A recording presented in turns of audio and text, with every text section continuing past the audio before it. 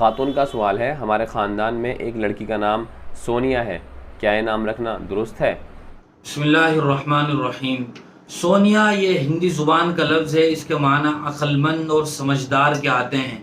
इस माना के लिहाज से अगर कोई मुसलमान अपनी बेटी का नाम सोनिया रखना चाहे तो रख सकता है, लेकिन सोनिया एक ऐसा नाम है कि जो इस्लामी नाम नहीं है।